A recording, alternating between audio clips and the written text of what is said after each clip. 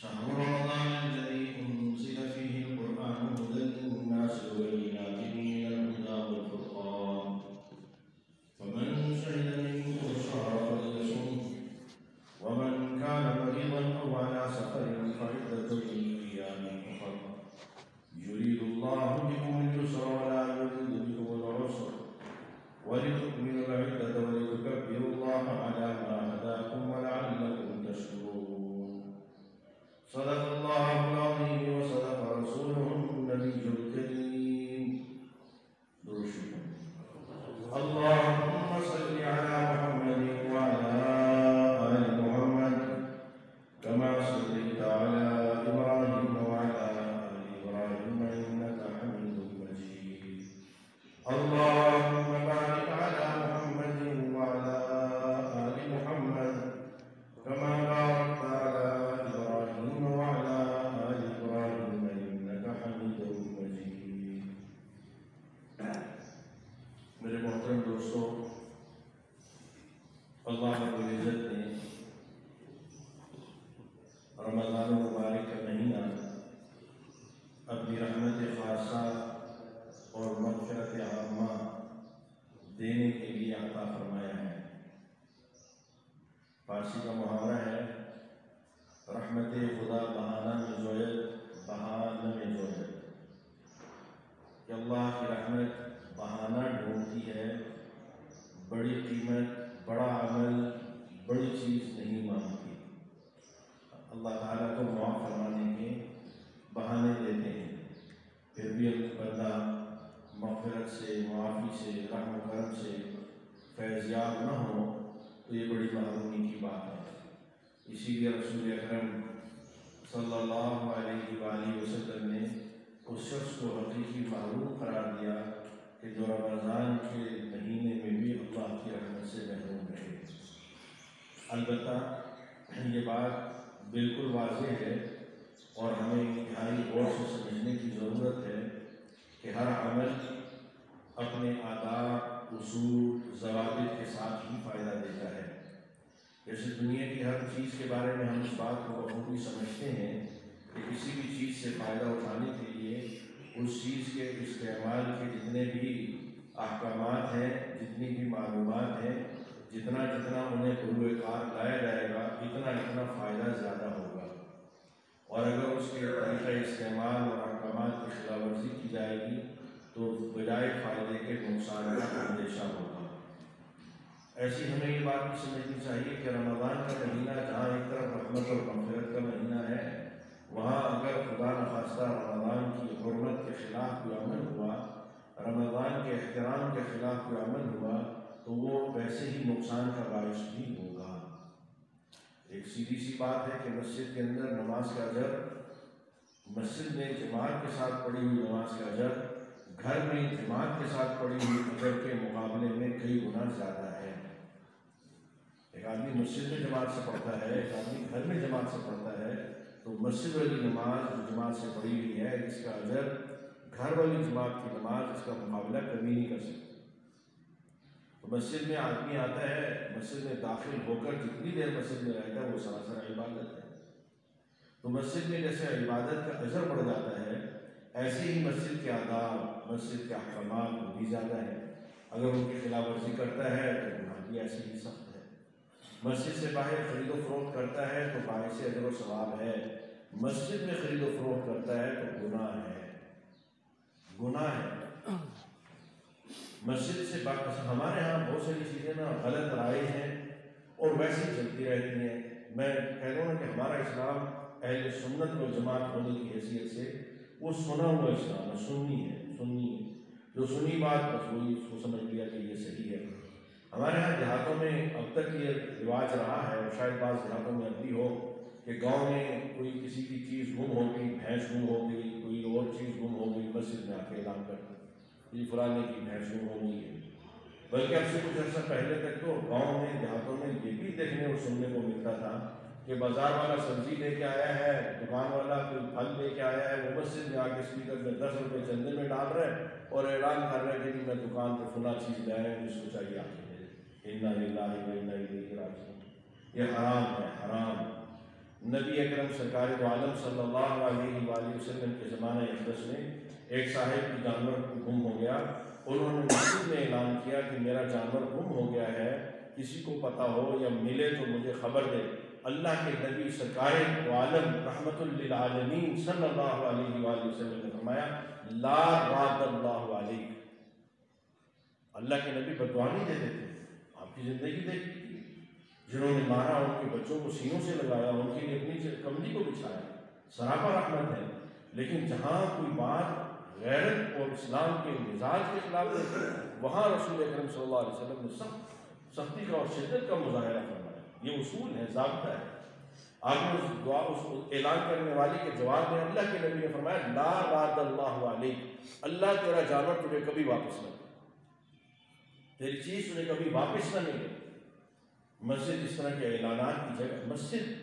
اب ہمارے یہاں بہت دفعہ ایسا ہوتا ہے کہ صاحب کھڑے ہو گئے اور اعلان کرنے لگے اپنے لیے امداد کا، اپنی حالت بتاتے ہیں، رو پڑتے ہیں، سوال کرتے ہیں، ان کو بٹھایا جاتا ہے. تو بہت سارے ہمارے خیر خواہ جنہوں نے دینا کچھ نہیں، معاف کیجیے گا، لیکن اس معاملے میں ان کی خیر خواہی جاگ اٹھتی ہے کہ بھی کیوں روکا جا رہا ہے، وہ ضرورت مند ہے، اس کو بات کرنے دینی چاہیے.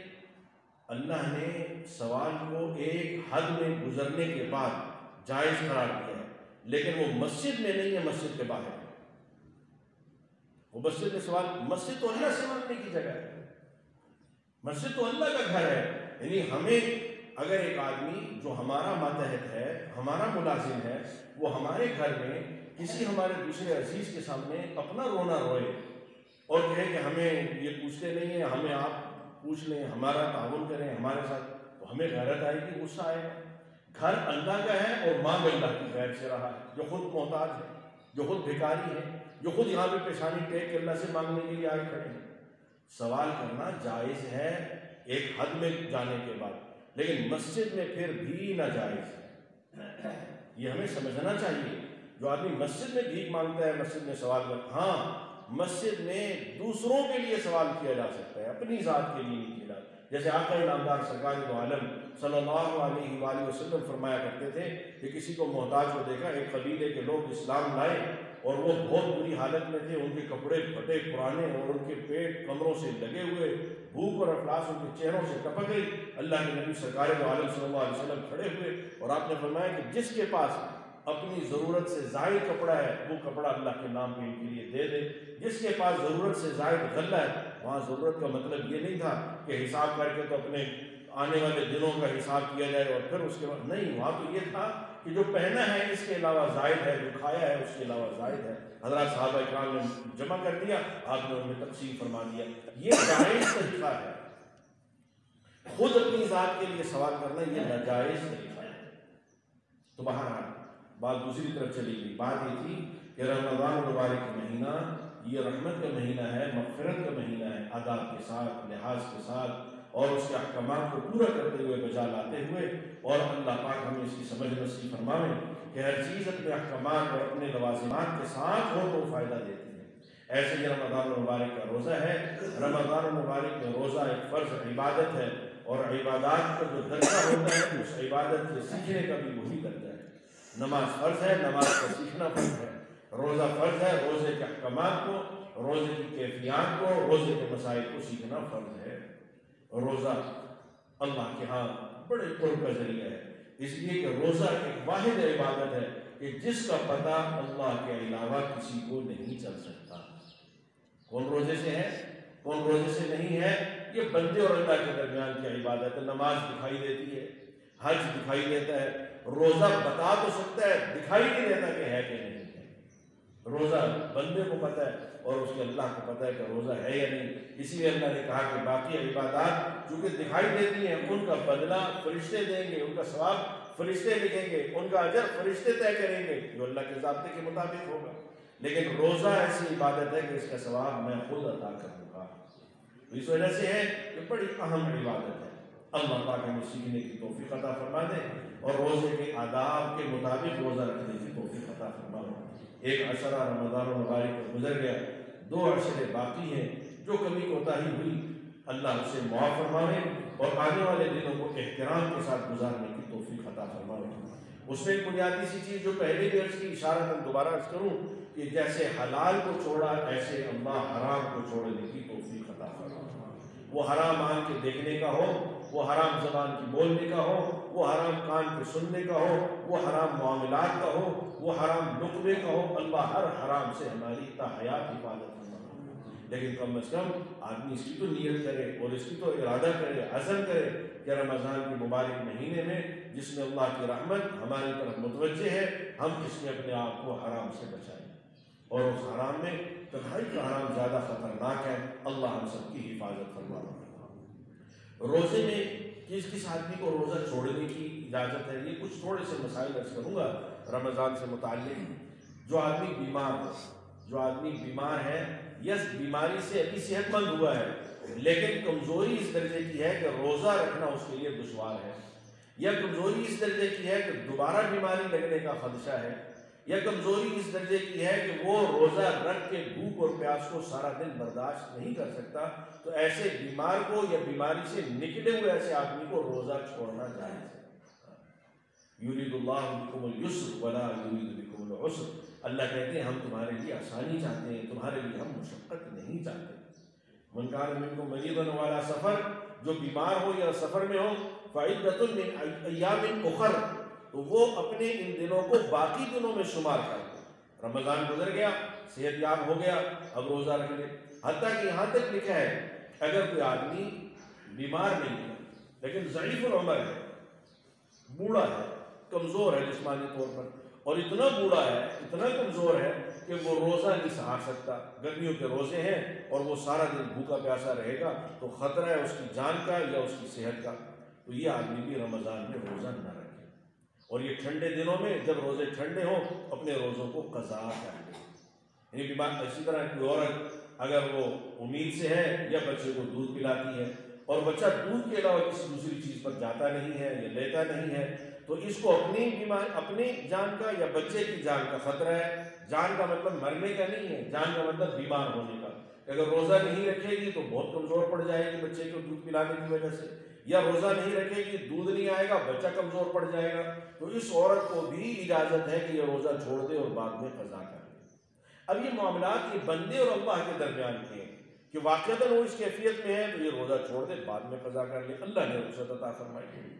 تو اسی طرح ہاں ایک چیز اور سمجھنے کی ہے کہ ہمارے ہاں ایک چیز پائی جاتی ہے، بہت سارے لوگ پوچھتے بھی ہیں کہ یہ ہمارے والدین ضعیف العمر ہیں تو ہم ان کے بدلے میں کسی کو روزہ رکھوانا چاہتے ہیں، اس کا طریقہ کیا ہے؟ تو یہ اغلاط العوام، عوام کے اندر جو غلط چیزیں رائج ہیں ان میں سے ایک بات ہے روزہ رکھوانا، کہ والدین کی طرف سے روزہ رکھوانا، کسی بیمار کی طرف سے روزہ رکھوانا، کسی ضعیف العمر کی طرف سے روزہ رکھوانا، یہ غلط بات ہے۔ اس کا شریعت میں کوئی تصور سرے سے موجود ہی نہیں ہے۔ میں نے عرض کیا کہ جو آدمی کسی بھی عذر کی وجہ سے، جیسے مسافر ہے، مسافر کے لیے حکم کیا ہے؟ اللہ پاک کا نظام ہے، اللہ ہمیں شریعت کو سمجھنے کی توفیق عطا فرمائے۔ اللہ پاک کا کتنا زبردست ایک نظام اللہ نے بنایا ہے کہ مسافر کو سفر کی مسافت پر اجازت دی ہے، مشقت پر نہیں دی، مسافت پر دی ہے۔ ایک آدمی سفر میں جاتا ہے اور 48 میل جو تقریباً 77 کلومیٹر بنتا ہے، 77 کلومیٹر سے زیادہ سفر کے ارادے سے گھر سے نکلا، اب یہ گھر سے نکلنے کے بعد شریعت کی نگاہ میں مسافر ہے۔ یہاں سے پنڈی جا رہے ہیں، یہاں سے آپ اٹک جا رہے ہیں، مسافر نہیں ہیں۔ 77 کلومیٹر یا اس سے زیادہ آپ اپنی بستی سے نکل گئے، آپ مسافر شمار ہو گئے۔ اب اس کے لیے حکم کیا ہے؟ اس کے لیے نماز کا حکم یہ ہے کہ یہ 4 والی کو 2 پڑھے گا لازماً، 4 والی کو 2 پڑھے گا لازماً۔ اور روزے کے لیے اسے اختیار دے دیا کہ روزہ ہے تو چاہے تو پورا کر لے، چاہے تو توڑ دے۔ اور فرمایا کہ اگر وَأَن تَصُومُوا خَيْرٌ لَكُمْ، اگر پھر بھی روزہ رکھ لو تو تمہارے لیے بہتر ہے۔ اجازت ہے کہ توڑ لے، لیکن اگر رکھ لے تو رمضان کے ثمرات اور برکات اس کو حاصل ہو جائیں گے، زیادہ اجر ملے گا۔ اب اسے مشقت نہیں ہے، مسافت ہے، 77 کلومیٹر یا اس سے زیادہ، یہ مسافر ہے۔ ہاں اس میں بھی یہ بات سمجھنی چاہیے کہ سحری کے وقت مسافر نہیں ہے، دن کو ارادہ ہے کہ روزہ رکھ کے ہم نے سفر کرنا ہے، دن کو جانا ہے، گاؤں جانا ہے، فلاں جگہ جانا ہے جو 77 کلومیٹر سے زیادہ ہے، تو یہ چونکہ سحری کے وقت مسافر نہیں ہے تو سحری میں روزہ رکھنے کا مکلف ہے، روزہ رکھنا فرض ہے۔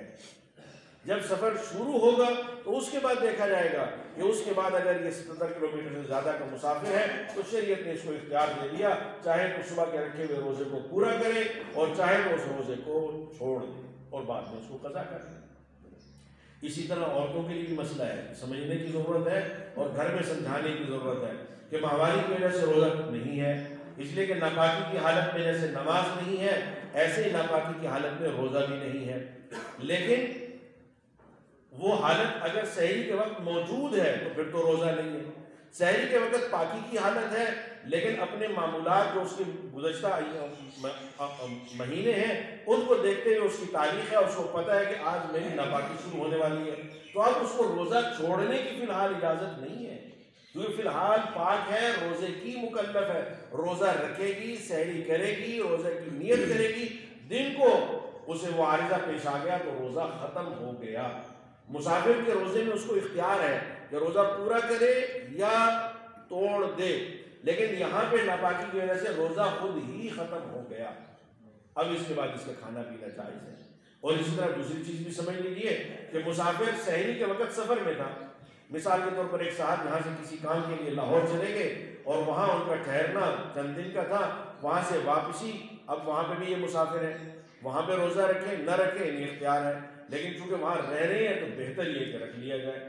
لیکن اب وہاں سے واپس آ رہے ہیں، راستے میں انہوں نے روزہ نہیں رکھا، گھر پہنچ گئے عصر کے وقت، اب عصر کے بعد سے لے کر غروب آفتاب تک ان کے لیے روزے دار کی طرح رہنا فرض ہے، یعنی روزہ رکھنا الگ فرض ہے اور مکلف کا روزے دار کی طرح رہنا الگ فرض ہے۔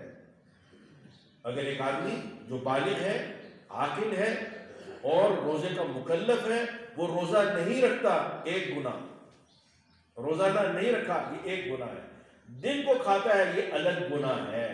ایسا نہیں ہے کہ روزہ نہ رکھنے کے بعد وہ جو بھی کرے گا وہ اسی میں شمار ہوگا۔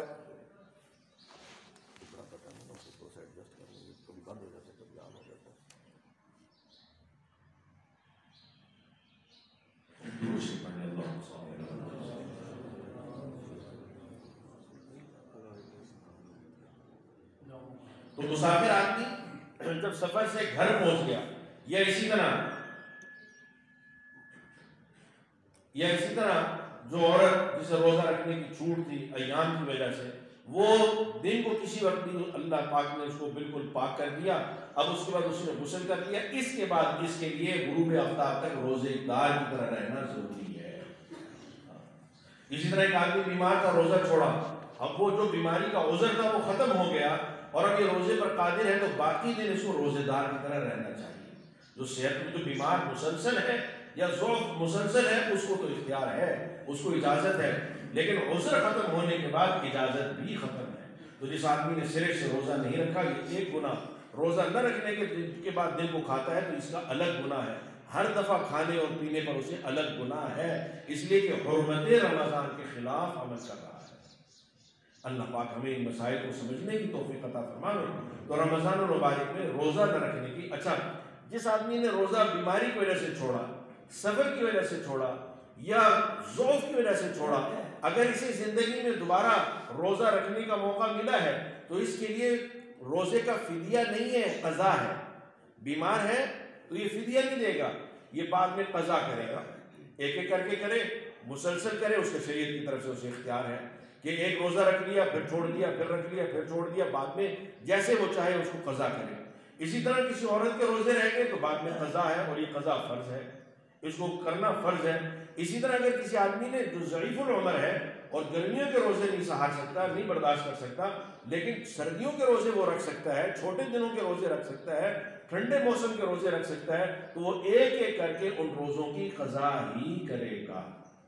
فدیہ صرف اس کی طرف سے ہے جسے شریعت کی اصطلاح میں شیخ فانی کہتے ہیں، یعنی ایسا ضعیف العمر کہ جس کے دوبارہ صحت مند ہونے کا امکان نہ ہو، کہ یہ دوبارہ اس صحت بحال ہو جائے گی، روزہ رکھ سکے گا، اس کا امکان نہیں ہے، تو اس کی طرف سے فدیہ ہے، اس کی طرف سے روزہ رکھوانا نہیں ہے، اس کی طرف سے فدیہ ادا کرنا ہے۔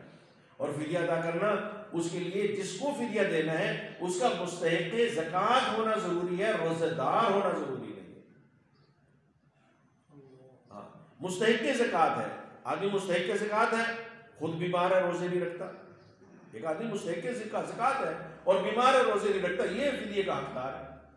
ایک آدمی روزہ رکھتا ہے، نظر غریب آتا ہے، مستحق زکات نہیں ہے. یہ یاد رکھیے کہ مستحق زکات ہونا اور غریب دکھائی دینا یہ دونوں باتیں الگ الگ ہیں، یہ بالکل جدا ہیں. اللہ ہمیں سمجھ نصیب فرما دے. ہم جو دکھتا ہے وہ سمجھتے ہیں، کہتے ہیں کہ جو غریب دکھتا ہے وہ غریب ہے، جو مالدار دکھتا ہے وہ مالدار ہے. ایسا نہیں ہے. شریعت کی نگاہ میں نصاب ہے، مال ہے، ترتیب ہے. وہ بہت دفعہ ایسا ہوتا ہے کہ گھروں میں کام کرنے والے مرد اور خاص طور پر گھروں کے اندر کام کرنے والی عورتیں یہ مستحق زکات نہیں ہوتی. اور اگر مستحق زکات نہیں ہے اور آپ نے تحقیق کے بغیر انہیں زکات دی ہے تو زکات ادا نہیں ہے. کہ ہم کیسے ڈھونڈیں؟ کہ جیسے آپ کپڑا ڈھونڈتے ہیں، جیسے آپ اچھا جوتا ڈھونڈتے ہیں، جیسے آپ اچھا درزی ڈھونڈتے ہیں، جیسے آپ اپنا مکان بنانے کے لیے اچھا آرکیٹیکٹ ڈھونڈتے ہیں، اچھا مستری ڈھونڈتے ہیں، اور ہر چیز اچھی سے اچھی ڈھونڈتے ہیں. اور زکوٰۃ کے معاملے میں جو احکامات خداوندی ہیں ان کے معاملے میں آپ یہ کہیں کہ ہمیں ملتا نہیں ہے. سب کچھ ملتا ہے، تحقیق کرنے کی ضرورت ہے. وہ کیسے کرنی ہے وہ انفرادی طور پر پوچھ لیا جائے، وہ اجتماعی طور پر سمجھانا یا بیان کرنا ذرا قدر مشکل ہے. دوبارہ مستحق زکات کے لیے وہ جو فدیے کی رقم ہے یہ واجبات میں سے جو مالی واجبات ہیں. زکات فرض ہے، اس کے علاوہ کچھ چیزیں ہمارے اوپر مالی واجبات ہوتی ہیں، جیسے فطرانہ واجب ہے، جیسے کسی آدمی نے قسم توڑ دی تو اس کا کفارہ واجب ہے، جیسے کسی نے نظر مانی تو واجب ہے. ایسے ہی کسی آدمی کے ذمہ روزے ہیں یا کسی کے بڑوں کے ذمہ روزے تھے اور اب یہ چاہتا ہے کہ میں ان کی طرف سے فدیہ دے دوں تو یہ واجب ہے. اس واجب کا حقدار صرف انما الصدقات للفقراء والمساکین والعاملین، جو اللہ پاک نے 8 مصارف گنے ہیں وہ مصارف اس کے حقدار ہیں، انہیں یہ دے گا. تو یہ فدیہ اس کی طرف سے ہے جو زندگی میں کبھی بھی روزہ نہیں رکھ سکتا. جو زندگی میں کبھی بھی روزہ رکھ سکتا ہے اس کے لیے فدیے کا حکم نہیں ہے، اس کے لیے قضا کا حکم ہے کہ وہ رمضان میں نہیں رکھ سکا، رمضان کے بعد ان روزوں کو قضا کرے گا. اور میرے محترم دوستو، جس آدمی نے بلا عذر اور بغیر کسی وجہ کے روزہ نہیں رکھا اس کے ذمہ بھی قضا ہے، اس کے ذمہ بھی قضا ہے یہ، لیکن یہ گناہ گار پھر بھی ہے. اللہ پاک ہمیں اس گناہ سے بچنے کی توفیق عطا فرمائے. اور پھر اس کے ساتھ یہ بات میں نے پہلے عرض کی ہے، دوبارہ اس لیے دہرا رہا ہوں تاکہ اللہ پاک کرے کہ ہمارے دل میں اتر جائے. اصل میں مسئلہ یہ ہے کہ ہم باقی ساری چیزوں کے باقی سارے معاملات میں ہم کہتے ہیں ہمارا اختیار نہیں ہے. بھائی واقعہ میں داخل ہو رہے ہیں ماسک لگائیں، بھائی باقی جگہ نہیں ہے، یہاں کے وہ بھائی ہمارا اختیار نہیں ہے. ہم چونکہ واقعہ میں رہتے ہیں ہمیں وہ کرنا ہے جو بڑوں نے کہا ہے، جو یہاں کی گورنمنٹ کی یہاں کی انتظامیہ کہی ہمیں کرنا ہے. جگہ جگہ رکاوٹیں کھڑی کرتی اس کا فائدہ کیا ہے، نقصان کیا ہے، ہمارے اس میں اختیار نہیں ہے. وہ ہیں، ہمیں ان کو برداشت کرنا ہے. تو شریعت کے معاملے میں آ کے اللہ معاف فرمائے. ابھی چند دن پہلے ایک ہمارے دوست ہیں کرنل صاحب، انہوں نے فون کیا کہ نہیں میرے ساتھ ایک اور کرنل ہے، وہ یہ کہتے ہیں کہ یہ جو کہتے ہیں نا کہ 4:02 پہ ختم ہو گیا افطاری کا وقت اور اتنے منٹ پر افطار ہو گیا، کہتے ہیں یہ ساری فضول باتیں ڈھکوسنے ہیں، بس صبح تک افطاری ہے اور شام کو صبح تک سحری ہے اور شام کو افطاری ہے، وہ ٹائم نہیں ہے. وہ میں نے تو بڑی سمجھداری کی بات کی، بڑی عقل مندی کی بات کی ہے. تو کہتے ہیں آپ کوئی بات مجھے انہوں نے واٹس ایپ کیا کہ آپ کوئی جواب دیں تاکہ انہیں سمجھ میں آئے. میں نے نہیں ایسے آدمی کو تو جواب دینے ہی غلط ہے، حماقت ہے. بھائی احمق کو جواب آپ کسی پاگل کے ساتھ بحث کر سکتے ہیں. لوگ کہتے ہیں جی وہ تو بڑی سمجھ دلائل ہے. میں حقیقت عرض کرتا ہوں کہ جتنے لوگ پاگل خانے کے اندر موجود ہیں ان کو آپ جا کے ان کی اسٹڈی کریں، ان کے ساتھ وقت گزاریں. اللہ کی قسم 100% پاگل کوئی نہ کوئی بات ایسی کہیں گے کہ آپ کہیں گے یہ تو سمجھدار آدمی کے لیے ایسی بات کرتا ہے.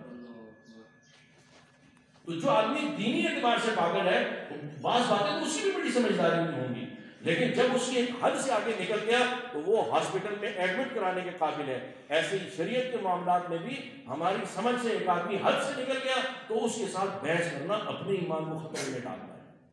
میں نے کہا وہ جو صاحب انہوں نے میرے سے پوچھا، میں نے انہیں کہا کہ میرا واٹس ایپ ان کو سنا دیں. میں نے کہا کہ آپ جو بات سمجھے یہ حقیقت ہے. افسوس کہ 1400 سال میں کسی کو یہ سمجھ میں نہیں آئے، لیکن آپ بالکل صحیح سمجھے، آپ جو کر رہے ہیں اسی طرح کرتے ہیں. پھر دوسرے جو صاحب تھے جو بھیجنے والے تھے انہیں میں نے کہا صاحب بات یہ ہے، یہ آپ نے ان کو نہیں کہنا، لیکن آپ کو سمجھانے کے لیے عرض کر رہا ہوں کہ اگر انسانوں پر چھوڑ دیا جائے کہ جب جی چاہے بند کر لو، جب جی چاہے، تو آخر کہیں تو اسٹاپ کرنا پڑے گا، تو کس کی رائے پہ اسٹاپ کریں گے؟ اسٹاپ اللہ نے خود طے کیا ہوا ہے ہر معاملے میں، کیا حلال ہے، کیا حرام ہے، کیا جائز ہے اور کیا ناجائز ہے، کہاں پہ ہے کہاں نہیں ہے، یہ اللہ نے ایک ایک چیز طے فرما رکھی ہے۔ ہاں ہماری عقل میں نے عرض کیا، ہماری عقل میں تو اپنے جیسے عقل والوں کی بنائی ہوئی باتیں نہیں سمجھ میں آتی، ہماری عقل تو اتنی محدود ہے کہ جو ہمارے جیسا ہے، جو ہمارے جیسا انسان ہے، اس کی بات ہمارے عقل میں آتی ہے کہ غیر معقول ہے، تو خالق کائنات رب العالمین ان کی ساری باتیں ہمارے لیے کیسے معقول ہو سکتی ہیں؟ ہمیں تو حکم ہے، ہاں کیا حکم ہے؟ ہمیں حکم ہے اطیعوا اللہ و اطیعوا الرسول لعلکم ترحمون، اللہ کی مانو، اللہ کے رسول کی مانو، تم اللہ اور اللہ کے رسول کی مانو گے، اللہ تم پر رحم فرمائیں گے، یہ اللہ کی طرف سے ہے۔ تو بہرحال اللہ پاک ہمیں ہر بات کو سمجھنے کی توفیق عطا فرمائے۔ کہ پہلے عرض کیا، دوبارہ دہرا رہا ہوں اس مسئلے کو کہ جس آدمی پر روزہ فرض ہے اور وہ روزہ نہیں رکھتا، چاہے ہمارے گھر کا فرد ہے چاہے باہر کا ہے، اس کو کھانا پینا مہیا کرنا، اس میں ہم برابر کے گناہگار ہیں۔ رمضان کا احترام بہت زیادہ ہے، رمضان کا احترام بہت زیادہ ہے، رمضان کا احترام بہت زیادہ ہے، اور رمضان کے احترام کے خلاف اگر کوئی آدمی کوئی حرکت کر رہا ہے، کوئی کھا رہا ہے، پی رہا ہے، کوئی بھی چیز علل اعلان کر رہا ہے، چاہے وہ مریض ہو، چاہے وہ بیمار ہو، چاہے اسے شریعت نے اجازت دی ہو، علل اعلان کھانے پینے والا یہ سخت گناہگار ہے۔ اور میں اور آپ اگر اسے سمجھا سکتے ہیں اسے سمجھائیں گے، نہیں سمجھا سکتے تو آخری درجے کی بات میں اس کے فعل پر دل کے اندر حقارت اور نفرت ہونی چاہیے اس کے فعل پر کہ یہ فعل غلط ہے، یہ کام غلط ہے، یہ رمضان کے تقدس کے خلاف ہے۔ یہ بہت ضروری ہے، اللہ پاک ہمیں سمجھ نصیب فرما دے۔ اس وقت آنے والا جو دور ہے یہ دور الحاد کا ہے، بے دینی کا ہے اور دین بیزاری کا ہے، کہ دینی احکامات سے تنفر پیدا کیا جا رہا ہے طبیعتوں کے اندر کہ یہ شدت ہے۔ اللہ کے بندوں کی بنائی ہوئی باتیں آپ کو شدت نہیں لگتی، اللہ خالق کائنات ہے، جنہوں نے پیدا کیا اور سب کچھ دیا ہے، ان کی باتیں شدت محسوس ہونے لگتی۔ یہ طبیعت کا فطور ہے، یہ مزاج کا بگاڑ ہے۔ اللہ پاک ہم سب کی اصلاح فرما دے، اور اس سے بچنے کا راستہ صرف ایک ہی راستہ ہے کہ جب بندہ اللہ سے تعلق بناتا ہے، کسی سے تعلق ہو، اس کی بات سمجھ میں آنے لگتی ہے۔ بہت سارے بچے ہیں کہ وہ توتلا بولتے ہیں، ماں باپ چونکہ ان کو بچپن سے لے کے چل رہے ہیں وہ ان کی بات سمجھتے ہیں، دوسرا آدمی نہیں سمجھ سکتا۔ جس کا تعلق اللہ کے ساتھ ہوگا، اللہ کی قسم اسے اللہ کی بات سمجھ میں آئے گی۔ تعلق اللہ کے ساتھ نہیں ہوگا، تعلق اللہ کے رسول کے ساتھ نہیں ہوگا، تو ان کی واضح واضح باتیں، دو ٹوک باتیں اسے اجنبی لگیں گی اور یہ ان سے بیزار ہوگا اور اس کی طبیعت کے اندر تنفر پیدا ہوگا۔ یہ علامت طبیعت کے بگاڑ کی ہے، یہ علامت ایمان کے ضعف کی ہے۔ اللہ پاک ہمیں سمجھ نصیب فرما دے۔ تعلق کیسے بنے گا؟ اطاعت سے بنے گا، اور دوسرا راستہ تعلق کا بالکل قیامت تک کے لیے دوسرا راستہ اللہ کے تعلق کا، اللہ کا تعلق قرآن سے بنے گا اور اللہ کا تعلق مسجد سے بنے گا۔ یاد رکھیے، جتنا مسجد سے تعلق ہوگا، جتنا قرآن سے تعلق ہوگا، اتنی اللہ کی بات سمجھ میں آئے گی۔ ہاں یہ ایک اور فتنہ ہے، اور میں نے ایسے کہ فتنوں کا دور ہے، آدمی بہت دور نکل جاتا ہے اور دینی مزاج والے فتنوں کا شکار ہوتے ہیں۔ جو آدمی نماز ہی نہیں پڑھتا، جو آدمی روزہ نماز قرآن جس کی طرف اس کا رغبت ہی نہیں ہے، اسے کیا ضرورت ہے فتنے کی؟ بھائی کہتے ہیں کہ ہمارے ہاں یعنی اخلاقی بگاڑ زیادہ ہے، ہمارے ہاں یہ چوری چکاری جھوٹ فریب یہ بہت زیادہ ہے، وہاں نہیں ہے جی، یورپ میں نہیں ہے، فلاں جگہ نہیں۔ او بھائی انہوں نے مرتے جہنم میں جانا ہے، ان پر محنت کرنے کی ضرورت کیا ہے؟ وہ ساری زندگی سچ بولے، کفر پہ ہے، جائے گا جہنم۔ وہ تو شیطان بہکائے گا مجھے اور آپ کو، وہ تو ہمیں اور آپ کو لقمہ بنائے گا، اس لیے کہ اللہ نے ایمان دیا ہے۔ وہ کہے گا کہ ایسے راستے پہ ڈال دو کہ مرتے مرتے ایمان سے ہاتھ سے ایمان نکل جائے۔ تو میرے محترم دوستوں، اللہ پاک ہمیں قرآن کا تعلق نصیب فرما دیں، اپنے گھر کا تعلق نصیب فرما دیں۔ آپ اپنے آپ کو پرکھنا چاہتے ہیں کہ اللہ کے ساتھ تعلق کتنا ہے، آپ قرآن کھول لیجئے، پتہ چل جائے گا کہ لذت آتی ہے، دل اور پڑھنے کو کرتا ہے یا نہیں۔ آپ پرکھنا چاہتے ہیں کہ اللہ کے ساتھ تعلق کتنا ہے، مسجد میں وقت گزاریے، اگر مسجد میں دل لگتا ہے تو تعلق ہے، اور اگر مسجد میں طبیعت گھبراتی ہے اور فوراً نکلنے کو چاہتی ہے تو معاملہ تھوڑا خطرناک ہے۔ یہ بالکل دو ٹوک چیزیں ہیں. آقا نام میں نہیں کہہ رہا، میں نہیں کہہ رہا، معاف کیجیے گا، مولوی کی بات نہیں ہے، یہ اللہ کے حبیب کی بات ہے. اللہ کے نبی سرکار دو عالم صلی اللہ علیہ وسلم نے فرمایا مومن مسجد میں ایسے ہے جیسے مچھلی پانی میں ہے، اور منافق مسجد میں ایسے ہے جیسے پرندہ پنجرے میں ہے. مسجد سے تعلق ایمان کی علامت ہے، مسجد میں جی کا لگنا ایمان کی علامت ہے، مسجد کی طرف دل کا کھینچنا ایمان کی علامت ہے، 5 وقت مسجد میں آنا یہ ایمان کی علامت ہے. آقا انعامدار سرکار دو عالم صلی اللہ علیہ وسلم نے فرمایا کہ جس شخص کو ایمان باطنی چیز ہے، دکھائی نہیں دیتی، ایمان اور نفاق یہ بالکل پتہ نہیں چلتے، لیکن اللہ کے حبیب نے علامات سے بتایا. اللہ کے نبی نے فرمایا کہ جسے مسجد کا عادی دیکھو، جسے مسجد میں کثرت سے آتا جاتا دیکھو، اس کے ایماندار ہونے کی گواہی دو. اس کا یہ فعل اتنا مضبوط ہے کہ یہ ہو نہیں سکتا کہ وہ بے ایمان ہو مسجد میں آتا جاتا، اس کے ایماندار ہونے کی گواہی. اللہ کرے کہ ہمارا دل مسجد میں لگے، اللہ کرے کہ ہمارا دل قرآن پاک کی تلاوت میں لگے، اللہ کرے کہ ہمارا تعلق اللہ کی ذات سے مضبوط ہو. فتنوں کا دور ہے، اللہ ایمان کی سلامتی کے ساتھ اللہ ہمیں